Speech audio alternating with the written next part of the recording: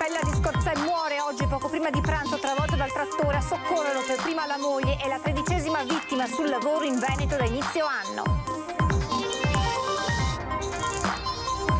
Scontro tra tir in A4, morto un camionista sloveno rimasto incastrato nell'abitacolo. L'incidente verso le 15, chiuso il tratto tra San Stino e Portogruaro. La morte del piccolo Francesco di 6 anni, l'ULSS 3 ha nominato una commissione per fare tutte le valutazioni del caso sul pronto soccorso di Chioggia. Un palco piazzato proprio davanti allo storico Caffè Floriani in piazza San Marco a Venezia. Con una decisione senza precedenti domani il locale sarà chiuso per protesta. Armata di coltello e col volto parzialmente travisato, ragazza di 29 anni della notte rapina e minaccia 4 giovani in piazzale Cialdini alla fermata del tram a Mestre, è stata arrestata. A Chioggia è nato il pronto soccorso dentistico per residenti e turisti, cura e prende in carico gratuitamente bambini e ragazzi under 14 con povertà sociale. Territorio tipo, la montagna da toccare, il nome dell'evento gratuito in scena al centro Candiani di Mestre nel nome dell'inclusività fino al prossimo 29 maggio. Edizione veneziana dei telegiornali di Antena 3, buonasera e ben ritrovati. Apriamo con la cronaca, purtroppo con l'ennesima tragedia sul lavoro questa mattina a Scorzè. A perdere la vita, schiacciato dal suo trattore, un 72enne, la 13ª vittima sul lavoro in Veneto da inizio 2022. Incidente mortale sul lavoro a Cappella di Scorzè in via Moglianese 69 poco prima dell'ora di pranzo tra le 11 e le 11:30, dove ha perso la vita schiacciato dal trattore di casa con cui si stava apprestando a preparare l'orto Roberto Cagnin, terzista di 72 anni. A soccorrerlo per prima la moglie Lucia, con la vicina di casa richiamata dalle urla disperate della sua richiesta di aiuto. Il trattore lo ha spento su moglie, perché mi non posso stare con su moglie. Sul posto i carabinieri della locale stazione che hanno provveduto al sequestro del mezzo. A ricostruire la dinamica dell'incidente mortale gli uomini dello Spisal di Dolo. Procedono loro che sono ancora dentro e stanno per uscire. Raccapricciante la scena presentatesi agli occhi della moglie quando la fresa del trattore non ha dato scampo al marito. Il 72enne lavorava da sempre nei campi, sua grande passione. Descritto da tutti qui in paese come persona molto preparata ed esperta anche in fatto di trattori, con cui curava da sempre diversi ettari di terra ereditati dai genitori. Lei lo conosceva, ci dice due cose di Roberto? Da paesano, da brava persona, non ho niente di bene mai da dire, brava persona. Qui dietro le inferriate del villino dietro il quale si è consumata la tragedia e dove Roberto Cagnin viveva anche in compagnia della figlia Francesca, i familiari tutti si sono chiusi nel più stretto silenzio, con l'amministrazione comunale che si stringe attorno al loro inconsolabile dolore. Ancora una giornata drammatica lungo il tratto dell'autostrada Venezia-Trieste, dove sono in corso i lavori per la realizzazione della terza corsia. Un camionista ha perso la vita nel tamponamento tra tir. Prima e dopo si erano verificati altri 2 incidenti, questa volta però fortunatamente senza gravi conseguenze. Un camionista sloveno ha perso la vita in un tamponamento tra tir avvenuto alle 3 del pomeriggio nel tratto dell'autostrada A4 tra San Stino di Livenza e il nodo di Portogruaro in direzione Trieste. All'arrivo dei soccorsi, l'uomo, che era rimasto incastrato nel proprio autoarticolato, era già deceduto. Poco dopo l'intera tratta è stata interdetta al traffico, con uscita obbligatoria a San Stino per chi proveniva da Venezia e la chiusura dell'ingresso al casello per chi era diretto a Trieste. Altri 2 scontri senza gravi conseguenze si sono verificati precedentemente e dopo quello dell'esito mortale. Il primo 2 chilometri più indietro, senza feriti. Il secondo a Cessalto, tra un'auto e un tir, con un ferito lieve. Il tamponamento mortale è avvenuto in prossimità dei cantieri per la terza corsia, in un tratto caratterizzato da continui incidenti, soprattutto tra mezzi pesanti, fino al record di una mezza dozzina totalizzati il 12 aprile. 2 delle 8 vittime di quest'anno sulle strade di competenza di Autovie Venete hanno perso la vita in quel tratto. Il precedente, poche settimane fa, un 34enne di Spilimbergo deceduto all'alba del 25 aprile a seguito del tamponamento tra la sua auto e un tir. Gli inevitabili disagi al traffico per Trieste di questa giornata si sono sommati al bollino rosso ampiamente previsto in direzione opposta, verso Venezia, per un traffico reso particolarmente intenso dai tanti autoarticolati in arrivo dal centro-est Europa, dopo i 2 giorni di stop alla circolazione per le festività in Slovenia. E pochi minuti fa, alle 18:30 circa, l'autostrada è stata riaperta regolarmente al traffico. E adesso torniamo alla vicenda del bambino di 6 anni, il piccolo Francesco, positivo al Covid e morto a causa di una crisi respiratoria. In attesa dell'esito dell'autopsia per far luce sul decesso, l'ULSS 3 fa sapere di aver nominato una commissione per fare tutte le valutazioni del caso sul pronto soccorso di Chioggia. Mentre si attende l'esito degli esami iniziati ieri dall'azienda ospedaliera di Padova sul corpo di Francesco Pascetta, il bimbo di 6 anni residente a Conche di Codevigo, deceduto dopo una crisi respiratoria, l'ULSS 3 Serenissima si è attivata per avviare le opportune verifiche del caso. Francesco infatti si era presentato al pronto soccorso di Chioggia col papà e la mamma sia mercoledì 27, giorno in cui si è scoperta la positività al Covid, che il giorno seguente. Non solo, i genitori avrebbero anche chiamato più volte negli stessi giorni la centrale operativa del 118 per chiedere l'invio urgente di un'ambulanza, giunta in almeno 2 occasioni da Piove di Sacco. Noi abbiamo nominato immediatamente una commissione per fare le valutazioni del caso. Sono state prese in considerazione le cartelle cliniche e le azioni dei medici che sono intervenuti e da quello che sono le prime nostre determinazioni direi che si è operato secondo scienza e coscienza. Non è stato tralasciato nulla, almeno nei momenti in cui il bambino è stato seguito nelle nostre strutture e che i nostri professionisti sono stati chiamati in causa. Siamo fiduciosi eventualmente anche delle indagini che farà la Regione e che farà eventualmente la magistratura. Per stabilire con precisione la causa della morte di Francesco bisognerà attendere almeno una settimana, quando arriverà l'esito dell'autopsia che chiarirà ogni dubbio ed eventuali responsabilità. Con una decisione che non ha precedenti nei suoi 3 secoli di storia, domani il caffè Florian rimarrà chiuso per protesta. Nel mirino un palco montato proprio a ridosso dello storico locale di Piazza San Marco. Il caffè Florian, se non erro, è uno dei più antichi del mondo. È la prima volta che c'è una chiusura per protesta con queste modalità. Sì, è la prima volta, sì.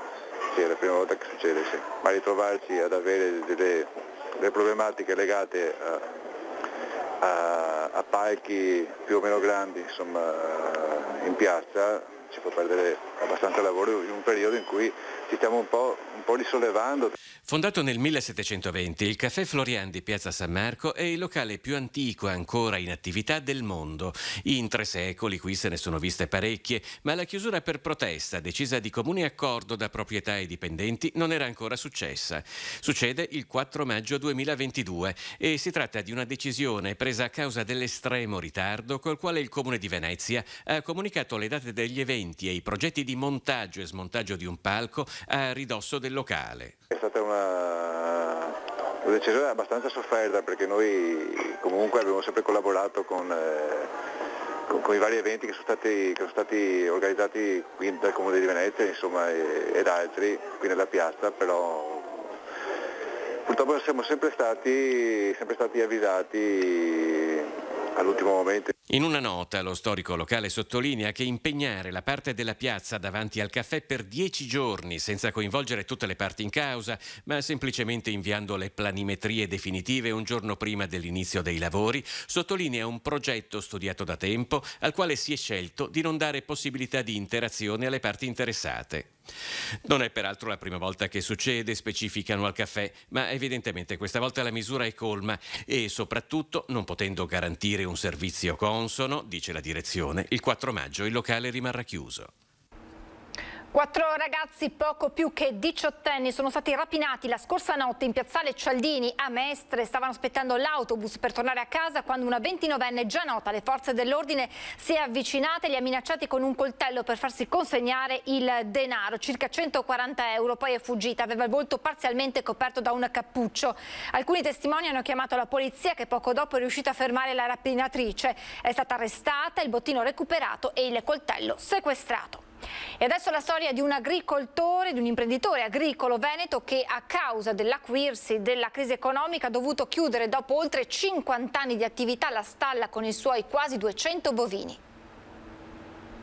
4 giorni ho vuotato una stalla da latte di 120 capi in mungitura, più una ventina di capi nel periodo di asciutta, e l'ho fatto dopo 50 anni di allevamento. L'inflazione è sempre più galoppante, la crisi da Covid prima e ora pure la guerra russo-ucraina, con il latte bianco che si vende a 35 centesimi al litro, hanno costretto questo imprenditore veneto, nonché vicepresidente regionale di Confagricoltura, a prendere questa amara decisione: chiudere la sua stalla di quasi 200 bovini per non soccombere alle gravi perdite accumulate in questi ultimi anni. Certo, questo momento ha reso al cubo tutti i problemi che c'erano già da prima, cioè perdere 7-8 centesimi al litro prodotto è tale che nel mio caso abbia appunto prodotto una perdita annuale di 100-120 mila euro negli ultimi 3 anni.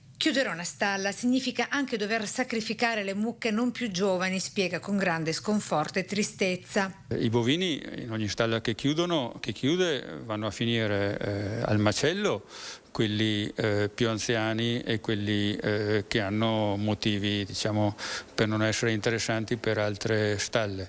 E invece il bestiame giovane, le vacche giovani, ma soprattutto le manze, tutto il materiale di rimonta va naturalmente in altri allevamenti. Chiudere questo ramo d'attività per salvaguardare l'azienda tutta, più che una scelta, un obbligo per non perire economicamente, conclude amareggiato l'imprenditore. Questa è una situazione che la si può sopportare per qualche tempo, ma non per un tempo così lungo, e quindi anche per non mettere nelle condizioni di essere, diciamo, debole l'azienda tutta. È un comparto che andava chiuso, con grande rassegnazione, con grande tristezza, ma anche con la consapevolezza che era l'unica cosa da fare, ormai non era più una scelta ma un obbligo.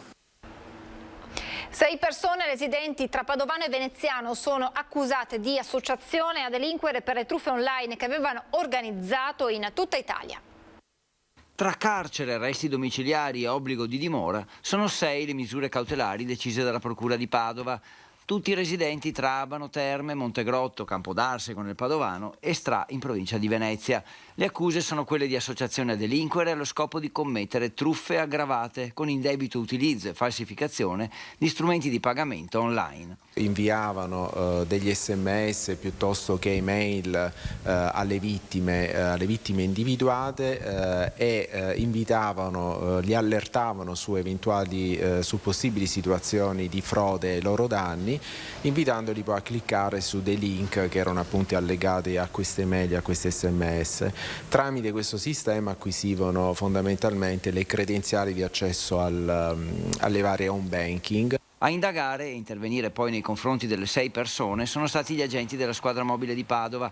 In carcere sono finiti un 25enne e un 50enne, agli arresti domiciliari un 49enne, un 44enne e un 39enne, infine obbligo di dimora per una donna di 43 anni.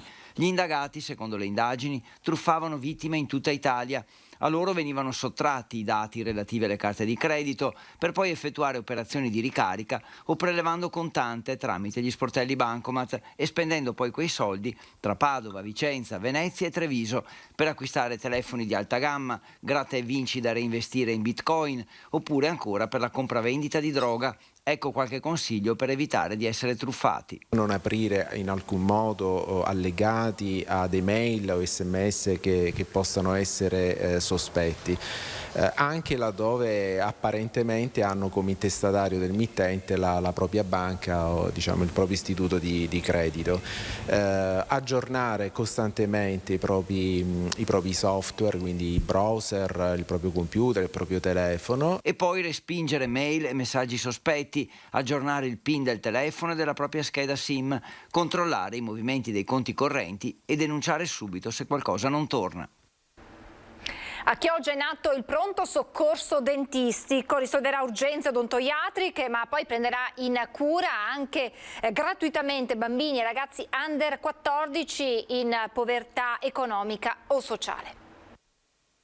Un bambino è un paziente particolare quando si parla di odontostomatologia, perché è un bambino che ovviamente è un paziente che è carico di paure, di ansie, di angosce, la paura del dolore. Quindi avere un medico che è in grado di gestirlo in maniera adeguata e tempestiva è una cosa stupenda, veramente un'occasione d'oro. A Chioggia è nato il pronto soccorso dentistico. Oltre a curare le urgenze, eroga prime visite maxillofacciali e odontostomatologiche, prestazioni ambulatoriali di routine e consulenza per i pazienti dei reparti che ne necessitano, con monitoraggio di bambini e ragazzi in età evolutiva. Da oggi possiamo garantire un nuovo servizio come ospedale, come ULSS per i cittadini chioggiotti e del territorio. Possiamo offrire un servizio di odontostomatologia specialistico che funziona praticamente H24, perché i bambini, io sono il primario della pediatria, i bambini che dovessero venire da noi per un problema urgente dentario possono rivolgersi al pronto soccorso centrale che poi li indirizza a questo ambulatorio. È un'opportunità per tutto il territorio dell'azienda e in questo caso questo territorio in particolare che non aveva un servizio completo in questo settore, nel settore dell'odontostomatologia, è stato colmato. L'ULSS prevede un afflusso di circa 4.000 pazienti l'anno. Massima attenzione anche nei confronti dei pazienti disabili che godono di una strumentazione odontoiatrica apposita per chi ha una disabilità motoria, con nuove poltrone dedicate che consentono il trattamento del paziente in carrozzina con sollevamento e inclinazione in massima sicurezza. Nasce dall'esigenza di rispondere all'utenza. L'algia odontoiatrica non è un'algia tanto facilmente sopportabile dal paziente, per cui è giusto che ci sia una risposta da parte di un ospedale, di una struttura. E adesso la storia di un parto in casa che arriva da Mira. La piccola Marianna, fretta di nascere, decide di venire alla luce in anticipo in casa a Auriago di Mira, mentre tutta la famiglia è in isolamento, mamma Giulia compresa di 34 anni perché positiva al Covid. La piccola Marianna però non ha voluto attendere oltre e giovedì scorso è venuta alla luce nel bagno dell'abitazione dei genitori con l'assistenza di papà Alessandro, 39 anni, che da libero professionista nel campo assicurativo si è felicemente improvvisato ostetrico con grande sangue freddo e senza l'aiuto del personale sanitario, riuscendo anche a togliere il cordone ombelicale attorno al collo della piccina, salvando la vita anche alla compagna oltre che alla neoarrivata. Insomma, una situazione davvero difficile per più ragioni, come si capisce bene, ma alla fine fortunatamente tutto si è risolto per il meglio. Territorio tipo, la montagna da toccare, evento gratuito al Candiani nel nome dell'inclusività. Montagne da toccare, montagne di dati, vette iconiche alpine dolomitiche, dalle Tre Cime di Lavaredo al Cervino, dal massiccio del Civetta alla Valle di Cortina, in un percorso inedito di scoperta del paesaggio montano, con rappresentazioni tridimensionali del nostro territorio, riprodotto grazie alle fabbricazioni in digitale. Un'esperienza di fruizione anche per le persone con disabilità visive e cognitive, oltre che per i più giovani e i curiosi di tutte le età. Abbiamo avuto un bel dialogo anche con l'Associazione Italiana dei Ciechi delle Ipovedenti, la sezione di Mestre, con cui ci siamo confrontati. Abbiamo visto che però la possibilità di avere accesso a questo tipo di supporti è assolutamente fondamentale per loro e di grande interesse. È la mostra completamente gratuita, tutta da toccare e alla scoperta del patrimonio ambientale, allestita al terzo piano del Centro Culturale Candiani a Mestre, che potrà essere visitata fino al prossimo 29 maggio. E vedere appunto che tipo di potenzialità potessero avere se applicati al contesto delle produzioni culturali e dell'innovazione sociale. Quindi abbiamo proprio cercato di lavorare con strumenti digitali in un'ottica di accessibilità, di inclusione. L'attesa è finita, tornano le penne nere. Domenica 8 maggio in diretta su Antenna 3 vi racconteremo per tutto il giorno le emozioni dello sfilamento degli alpini alla 93esima Dunata Nazionale di Rimini San Marino. L'appuntamento è a partire dalle 9 su Antenna 3 per seguire le emozioni di questa domenica tutta alpina, naturalmente sulla nostra emittente. È davvero tutto per questa edizione del nostro telegiornale, vi lascio alle previsioni del tempo, grazie per averci seguito e buona serata.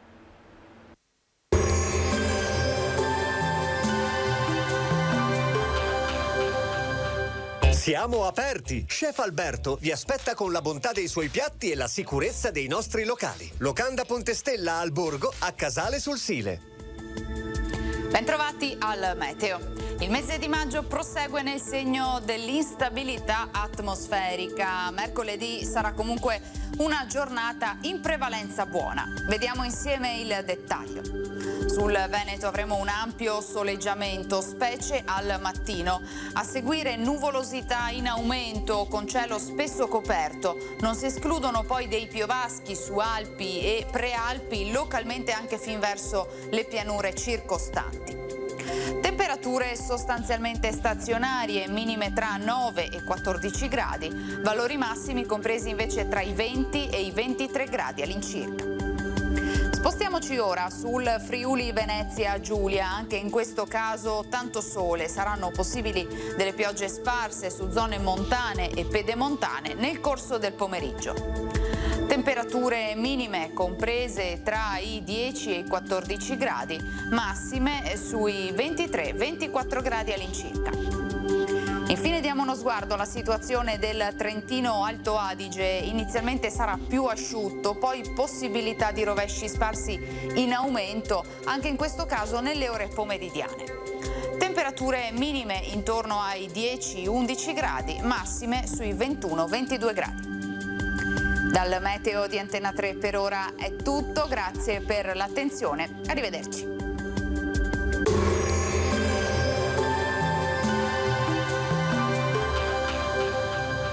Siamo aperti! Chef Alberto vi aspetta con la bontà dei suoi piatti e la sicurezza dei nostri locali. Locanda Ponte Stella al Borgo, a Casale sul Sile.